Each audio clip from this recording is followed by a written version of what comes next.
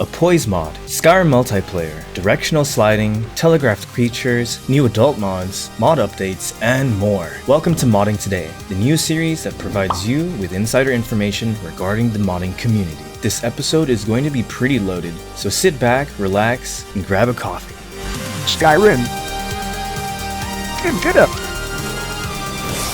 There's an exciting mod in the works called Poise, being developed by Loki, Mikenike, bot user, and D-Star. Poise intends to implement a Poise system like in Dark Souls. The player and NPCs will have a Poise value that, when fully depleted, forces them into a staggered state with custom animations. Different weapons will deal different Poise damage values based on the weight of the weapon, so you can expect heavy warhammers to deal significantly more Poise damage than, let's say, a dagger. This mod will also remove ragdolling and will replace it with more robust stagger animations. I'll be honest, I was always annoyed how entering a ragdoll animation affected gameplay.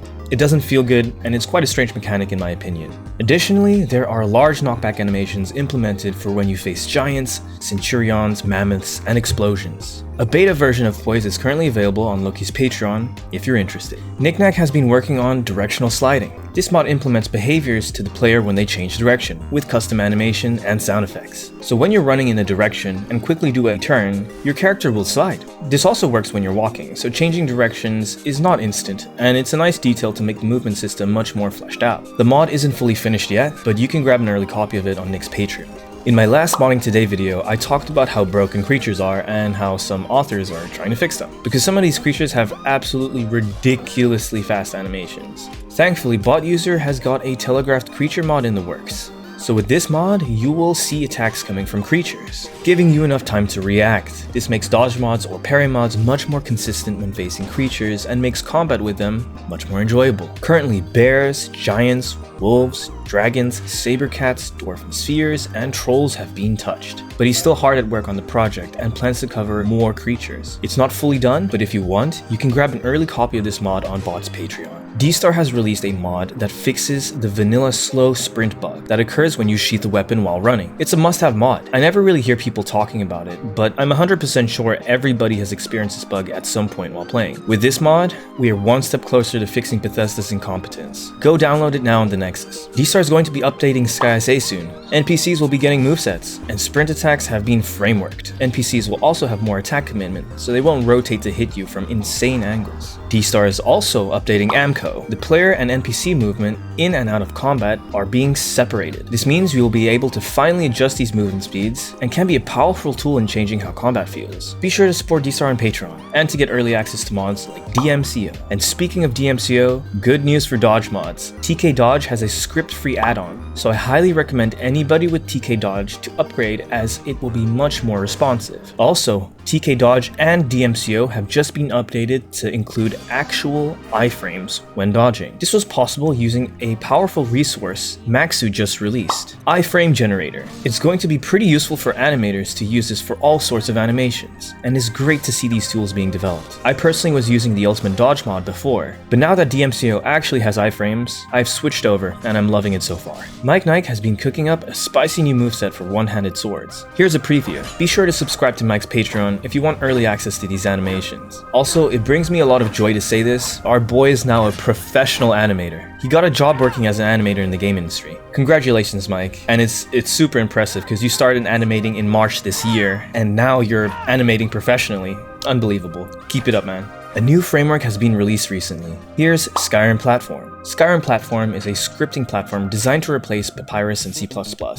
It was developed for SkyMP, which is a general-purpose multiplayer mod for Skyrim Special Edition. Of course, other multiplayer projects like Skyrim Together exist, but SkyMP is different. Skyrim Together has a capacity to support 2 to 8 players. SkyMP, however, is designed to support hundreds or 1,000 players in a given world, while still supporting mods. So of course, in order to have a stable multiplayer mod, you need a reliable, robust framework. With Skyrim Platform, you'll be able to create SP plugins. They're scripts written in TypeScript, which is compiled to JavaScript, and can be used to do many things. There are many useful features this framework offers, such as hot loading plugins, ability to create global scripts, great stability, creating GUI widgets using HTML, CSS, and JavaScript, never thought I'd say that, which is absolutely crazy because you can do this for Skyrim now. Superior performance, SKSE compatibility, and much more. A lot of things will be possible with this framework and is much more accessible for those who wish to write plugins without learning lower programming languages like C++.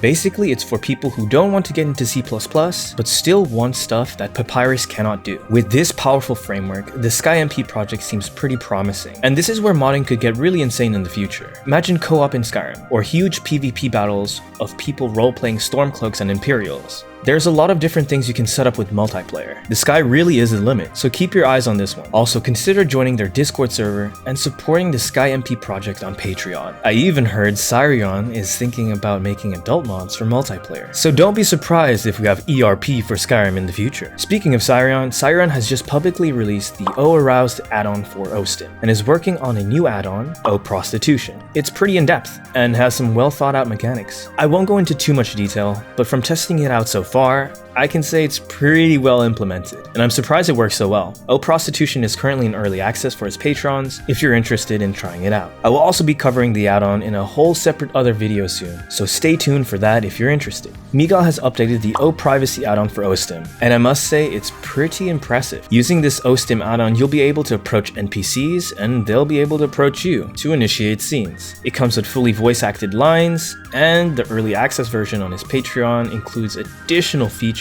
like housecarl insecurity. Housecarls will be jealous of each other, and when you're away, they'll start to worry about what you're doing with other housecarls, and occasionally, they'll straight up trash talk each other. Damn! Is Jordas better than me? Is Iona hotter than me? Is Rhea hotter than me? Does this outfit make my bottom look fat? What a time to be modding. After 5 years, the original creator of Skyrim Ascendancy Engine is back. CEO is back, ladies and gentlemen, and is working to implement new add-ons for OSEX, like Unicorn, the 3-way add-on. He's also working on a custom blender rig with a bunch of bells and whistles. It includes a 1-to-1 scale with Skyrim and is a paired rig with 2 actors. It's much smoother and includes adjustment nodes that will allow you to finely tweak limbs and joints for better animations. The rig is almost fully ready and will be publicly released soon. Be sure to join his Discord server if you're interested. Halloween is approaching. If you happen to be a screenshotter, why not use Cloudbird's new Halloween poser pack? You can grab it for free now on Cloud's Patreon page, and while you're there, why not check out her other mods? They're well made and free to download. Also check out Immyneedscake's website. He's updated it recently, and you can find some amazing free mods on there. Before I head off, I would like to congratulate the winner of our last screenshot competition. Thanks to all of those who participated. There were some really amazing submissions. We host these competitions with prizes every month over on our Discord server, Skyrim Guild. The current competition's theme is character design and ends at the end of this month, so why not participate? You could win. Alright, that was a lot, I must say. Skyrim modding has been picking up pace, even now 10 years after its initial release. The modding community is going stronger than ever, especially in terms of animations. I highly recommend watching D-Star's video where he explains how and why Skyrim is currently in the golden era of animation, and it doesn't seem like this will stop anytime soon, so expect to see many more revolutionary mods in the future. If you're interested in more insider information and future episodes, be sure to subscribe. Also, like the video and consider supporting the channel on Patreon. Take care.